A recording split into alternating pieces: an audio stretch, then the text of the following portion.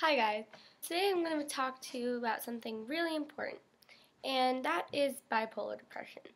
What I've done is I compiled 5 questions on bipolar depression and how to deal with it, because that is a common thing, and people usually mix up between bipolar depression and regular depression. I'm going to help you understand what bipolar depression is, what's the difference between bipolar depression and regular depression, and how to deal with it.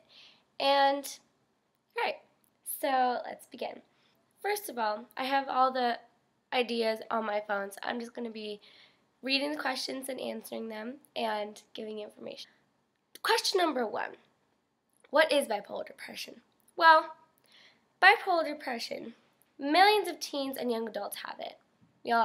Lots of us have it, so don't think that you're the only one, because trust me, you're not. It affects all parts of life: school, friends, and family, and yourself, and work. It affects everything. A lot of times, people don't understand themselves when they have it, because they don't know, do they have bipolar depression or do they have regular depression? So you don't understand, and people don't really understand you. But it's not your fault. It's not your fault, and it's not anyone's fault. Don't blame yourself. With bipolar depression, it comes and goes, so it's not always a bad thing, because when it's not there, then it's not a bad thing. However, when it is there, that is a bad thing. That's why I made this video, so I can help you for when there is bipolar depression. For some people, it can get really bad at times, and some people it's kind of mild. There are different types of bipolar, but this is just kind of like a general. Question number 2. What is the difference between bipolar depression and regular depression? Well, regular depression, you usually feel normal, and then for no good reason you feel just down. You feel just down, sad, empty for a couple of weeks, and then you get better. That's regular depression. Now, with bipolar depression, you have amazing highs for like a few days. So you can have amazing highs, and you can do amazing things, such as you don't have to sleep. You have so much energy, you socialize more, you spend money more. For girls, you go shopping more. We're more creative, and we're more spiritual, and more confident, and all those things. But then, after the high mood, there comes depression. Now, when your depression hits, it's almost just like you're just floating in water, and then a rock is tied to your foot, and then you're just crashing down at the bottom. That's what it is. That's what it feels like.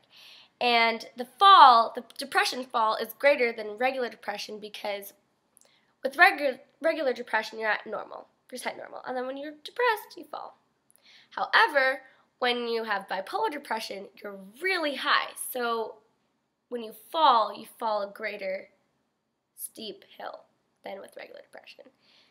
In a sense, bipolar depression is worse than regular depression. That's the difference. Question number 3 is, why is it important to know what bipolar is? Well, it's not normal teenage mood swings. So, people always get confused. Actually, one time I was in the car, and one of my friends said she had bipolar. And then her mom said, all teenagers have bipolar because they all have mood swings.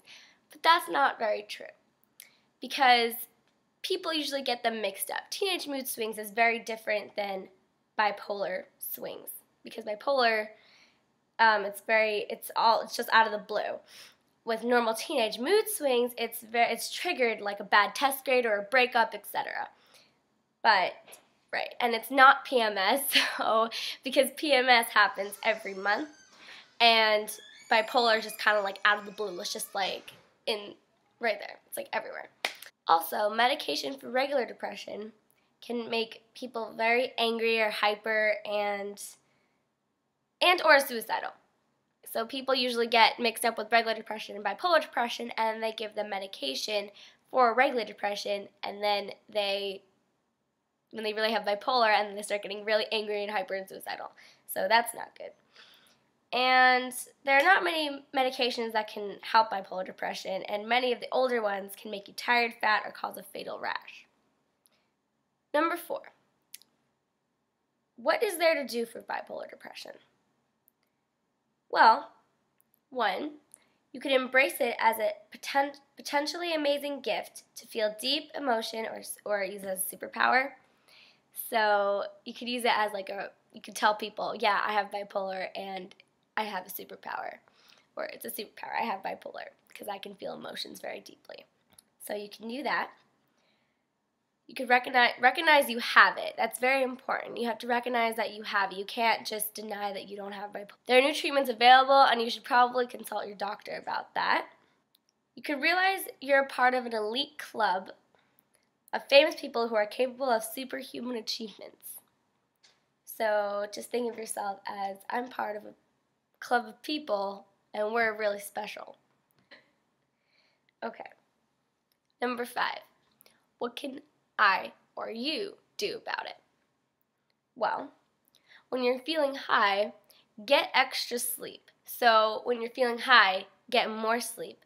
And then when you're feeling really depressed, deprive yourself of sleep. That way you can kind of like get out of it, you know? Because if you're really high and you stay up and you don't have any sleep, you're going to go crazy.